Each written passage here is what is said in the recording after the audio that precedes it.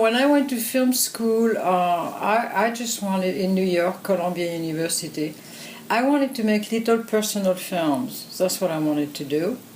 So I went to film school with this idea, but I was overwhelmed because I just was fresh in America. I was technically I had to learn everything in English, things I didn't even know in French because I had never done movies in France. I'd studied art history. I was doing my master's, and so plus I was broke. I was really broke. I was on a scholarship and TA job and the whole student thing, and so fortunately while we were doing what we do in film school, I had to go shoot a fight. And I had to cut it. It was one of the first things, that I had to do. And I realized, oh, wow, I know how to do this. So it was kind of that moment where I realized, wow. Was it boxing? Yeah, there were two brothers fighting, friends of mine, of course. And I realized, nobody had told me how to do it. I had never thought about it, but I immediately knew how to do it. I mean, not that it's complicated. Probably a 12-year-old could do it. But for me, it was a revelation in my life. So, oh, wow, I can do that. So I thought, okay, first of all, I'll graduate doing that, cutting a student movie, because I can't afford to really make my own movie. And I don't think psychologically I was ready. It was too intense. I felt so alienated being a foreigner with a huge accent. Learning technical things I knew nothing about. It was just too much. And editing was kind of a way of finding a refuge, because I was, you get in the dark, you don't talk, nobody has to hear your accent, and which is supposed to be charming, but if you are the person with the accent, you're like, oh God, And so I thought, okay, I'll become a really great editor, and then I'll go direct my films. It kind of happened that way, not quite. Yeah. Was there any technical expertise that you felt that you needed to learn once you got your hands on the editing equipment? Because back then it wasn't computers, you were really physically handling it was so film, simple. cutting it. I'm not a technical person, but I've never had the only one I had problem with was the Moviola. I should not lie. If I had to cut with a Moviola, I would never have been an editor. Oh, with the Moviola? Yeah, I couldn't do it. No. I hated it. I felt like a factory worker, from going to the loudness of the machine, the dirtiness of the machine, and then you had to take the film and bring it to the editing table and do this and cut and go back. And then when the director or whoever you were working with would be like right here on top of you. Yeah. Fortunately. And I was really bad with it. I mean, I would, of course in film school it was 16 millimeters, so it was really hard to work a Moviola with 16 millimeter. And, fortunately Flatbed was there already, and that's what I went, and that, no problem. Did you also learn how to cut with sound as well, or were you mostly cutting just picture only? Well, I mean, the student film I graduated on had sound. Yeah. And the sound was fun. You used, God, when I have to remember, we used to erase some of the modulation, scratch them with a razor blade. I mean, it was very primitive and very physical, everything you did. I don't miss it. Yeah. Really don't miss it. I like the mental activity and creative activity of editing. I have never been fascinated with the technologies. It must have been difficult when you cut the film and then you tape it together wherever you're making the cut, and then if you want to go back and make a change, you're really you have to pull everything apart physically. Whereas now with the computer, it's easy to backspace. And which brings me to working with Francis Coppola for the first time, right? Where I'm like really so green. I've edited a feature documentary and one feature. And then while I'm working for the master, in 1980 he was the greatest director on earth, and there is me. And so I would be very nervous. I mean, he left me alone, which gave me room to function. If he had been in the room, I don't think I would have pulled it off. I was so nervous. Do you usually not like a director to... Never liked it, and fortunately I work with directors who always left me alone. Of course they come, and then once the cut is in shape, they are there, and it's fun, everybody's, then the fun starts.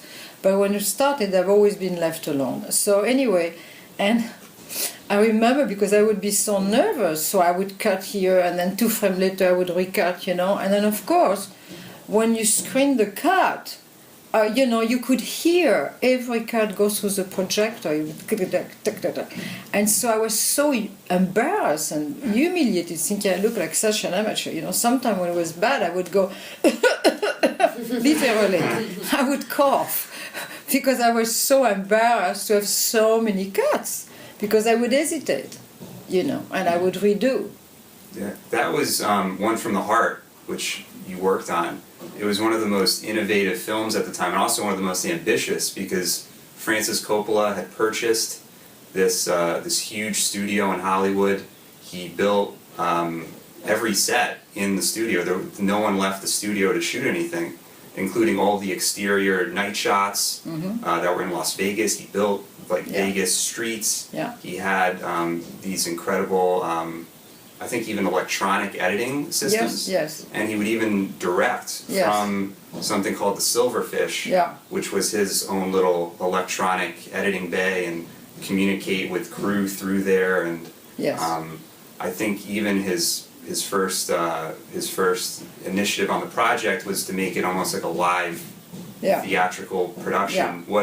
What did you see from that perspective in terms of... Well, I was bought after the end of shooting, after they had finished all that, all this... I mean, Francis is really a visionary, and he's a very technical person. And he has ideas before anybody does, video playback. He was the first one to do that. And he had this idea about electronic editing and all the stuff. But unfortunately for him, at that time, the technology was not really very good. So it was just not good enough, not like it is today. So by the time I was hired, which was the very end of production, I think he pretty much, and the first editor was gone. I never even saw his cut. And so he decided, let's go on film. Let's do it on film. So for me, I was in the Silverfish because he would have his son there at the time, Gio, trying things. So I never had to work the technology. I just cut on film. But of course, I know all those stories about it was done. Not the difficulties. The challenge of the film was that it was not shot like a classical, Hollywood movie with those long master sequences. And so if something didn't work, of course, you had to find solutions that were not, you had to approach it very creatively, not with a system in your head. And I think that I was told later that's why they hired me. Because I was not your typical Hollywood editor. I was not trained, in that school of editing. I was not trained in any school of editing. I just happened to go to the movies a lot and went to film school. And also, as I said, I studied art history, which gave me a great visual. I just had enormous visual knowledge, right? Yeah. They hired me because they thought, well, she's not going to approach it with, she's going to whatever. She's going to tear through that thing. And I think that my ignorance really, gave me tremendous courage. I just would attack the thing and do things that if I had been trained and seen another, editor do it, I might not have done because I had no reference. Just me going at it. What was one of the most challenging parts of editing that? Because as you said, there are very long takes, and also within those long takes, there's a lot of foreground, background action that's almost theatrical, where you have one character in one location, whether it be a house, and then the male Frederick Forrest is in a house. He's talking to his friend Terry Dean Stanton, and then in the background, it kind of racks focus to Terry Garr and her friend having this conversation. That's a theatrical technique, yeah. Well, was that difficult to cut in terms of pacing if you wanted to yes, and also also because the cinematographer is Vittorio Storaro, and a great master, and he had written specific things about the color, where something was green or red or blue, and so I was very aware of, and I wanted to do a good job for him because he had a concept. Yeah. And as an editor, you always try first to serve the concept, because those are great filmmakers. So I worked a lot on working with the colors, the best I could. They were all very, very difficult. The first scene I cut was a scene in Las Vegas, where they are crossing each other and not they don't know they are going on other dates, if I remember clearly, and they almost bump into each other, but they don't, right? So that was like a montage type of thing. That was the first thing I cut, and I think that Francis gave it to me as a test before I was hired, but you know what I mean? They thought, okay, let's give her something and see what she does. I was never told that, but it felt like it. Everybody was gone when I did that. I was like in the studio pretty much by myself. And later on I found that, the previous editor, the Francis, Gio, the whole army of people had tried to find a way to do this. And that's what they gave me. I didn't know that, thank God. So that was something they had been working on for a long time, but you found a solution. Yeah, I did it, and he loved it, and I became the editor. And that kind of forged your relationship with Francis Coppola through The Outsiders and through Dracula. So when you're working with a director so frequently, do you have sort of an established way of working from film to film, or does that ever change just based on the inherent nature of the material? No, with Francis, we have always worked the same way. I would say on Dracula he came a little more often because we were in San Francisco the whole time, and he would visit almost every day, sometimes just for a few minutes, but I saw more of him there. No, Francis, and I asked him on Dracula, I said, why did you leave me alone? Why did you leave me alone so much? And he said, because I knew that was the best with you, that I would get the best results. And I thought, how brilliant is that? Yeah. How brilliant. He was absolutely right, because not so much on Dracula, because I had gotten very confident by then, but on One from the Heart, if he had been breathing down my throat between the technical handling and the creative handling, I would have freaked out, I think. Freaked out. And so bless his heart. Love him. To work with him is fantastic. When you're collaborating with a director, whether it be Francis Coppola or Jack Nicholson or Bruce Beresford, do you like to put together just a general assembly of all of the material, all the scenes, how they were laid out in the script, or would you rather jump into a first cut and give your interpretation of how you see the material as being sort of the first thing that the director is seeing entering into the editing process? The second option. I don't like the idea of assembly or something that's not really... I think that you have to commit when you do any creative work. You have to commit. So make choices. And so, you have to have the courage of that. Otherwise, why are you there? Yeah. So commit, even if you're wrong, and see what happens. The first time I worked with Beresford, it was Crimes of the Heart.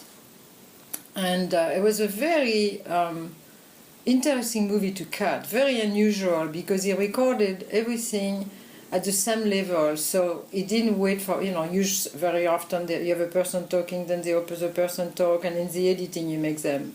But in this case, everybody, since it was three sisters and they were fighting a lot, he wanted, So it was like master that kind of shots almost, no, visually it could be a close-up, but all the sound was recorded on top of each other. Oh, I see. Okay, together.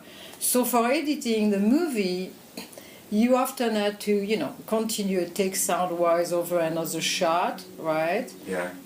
So you had to constantly, nothing cut like right on the line. Whereas you didn't have separate tracks of each actress. No, so you could they were blend them recorded over. together. Right. Yeah. So you had to like stretch a take over a picture, or you had to reach from the upcoming take, or you had to go look for a couple of words, because the thing didn't work lengthwise, it was too long, so you had to get a couple of words from another take so you could fit it perfect on the cut. So it was a very, very interesting, I don't know if I'm making sense, it's hard to describe, but basically you have to, sometimes the picture guides you, and so you have to make the sound work, so that means that the sound has to fit wherever the cut you want. Or the sound guides you, and you have to make the picture fit the sound. Nothing is like straightforward, cut to cut, blah, blah, blah. So that was a very big, and that was my first time working with Bruce. But I bring my first cut to be screened, and there is Freddie Fields, our producer, and Bruce, and some guy I don't know. And that guy turned out to be an editor that Bruce had worked with in Australia and was very established editor. So, we screened the first cut. He can imagine how well I felt, maybe I'm going to get fired.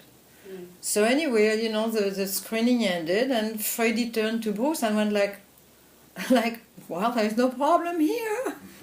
Bless his heart. And that was that. The guy is gone, and I kept working with Bruce, and Bruce and I got along really, really, really well. He wanted me to do Driving Miss Daisy.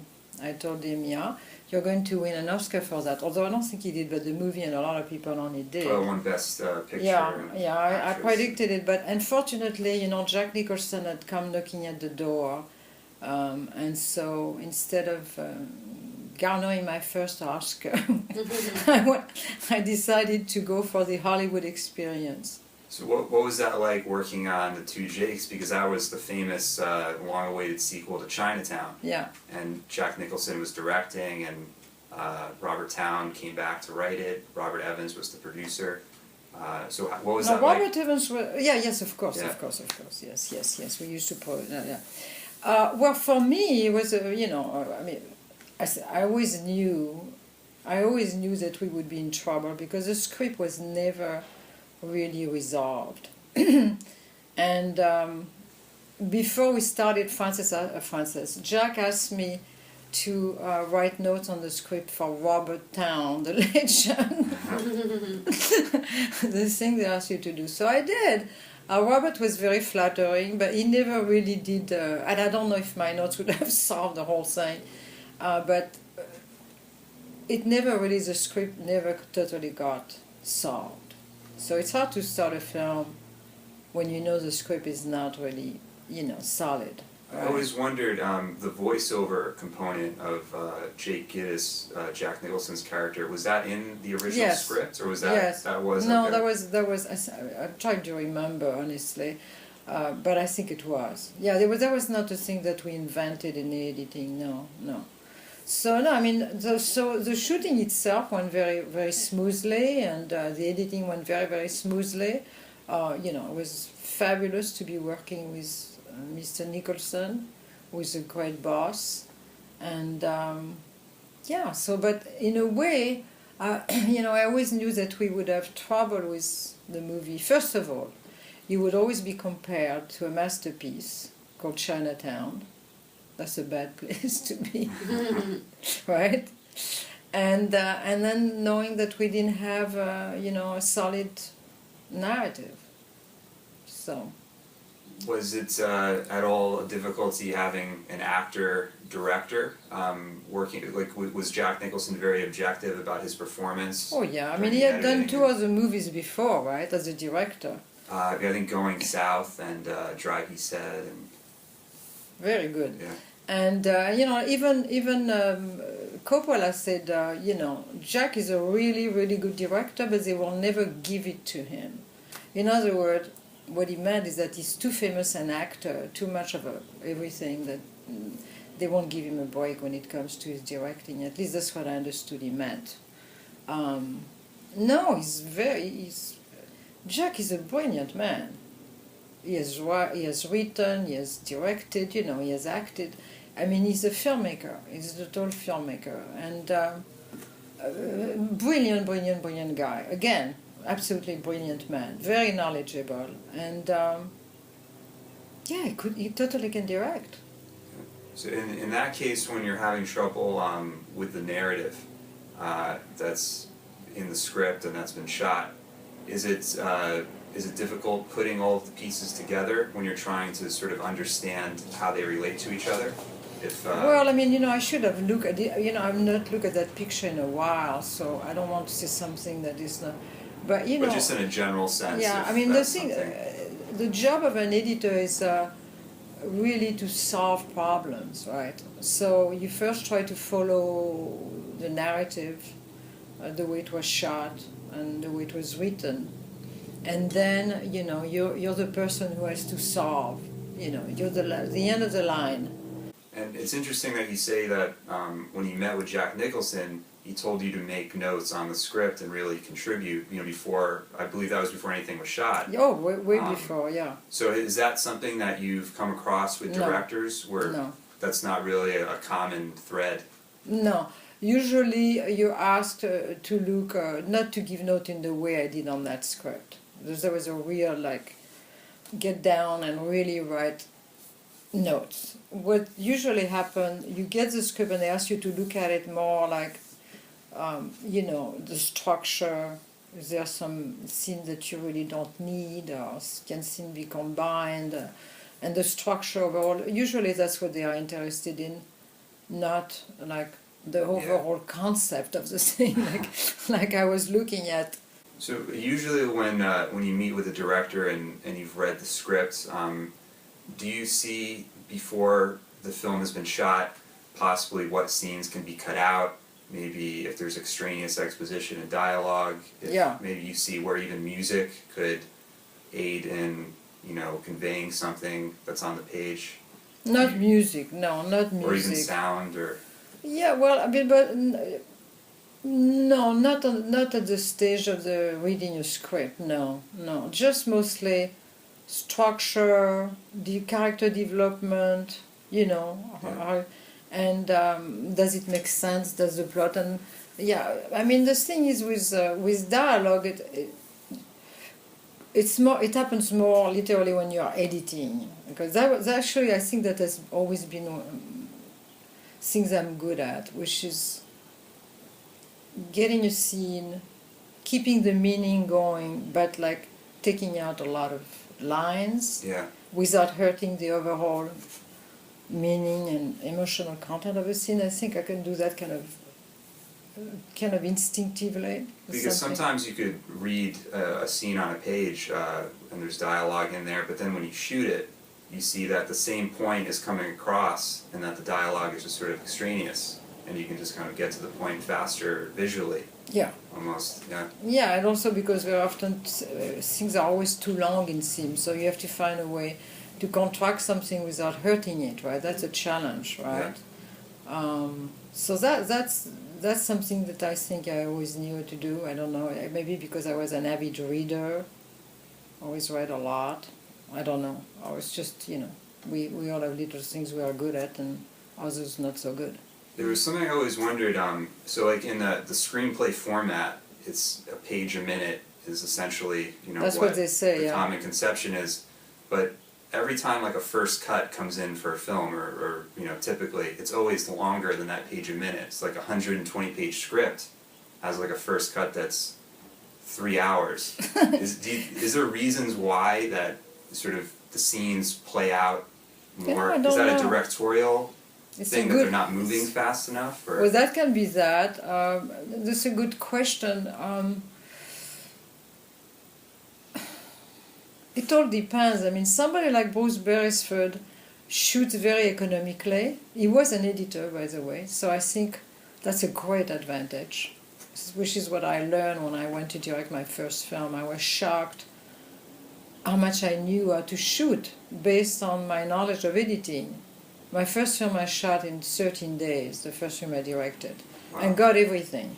And really the knowledge of editing is the reason why. And Bruce Beresford was an editor, so he would shoot very economically, and the first cut would never be hours over, and he would shoot, he would know how many shots he needed for a scene, he would not overshoot. But that's, not a lot of directors are like that.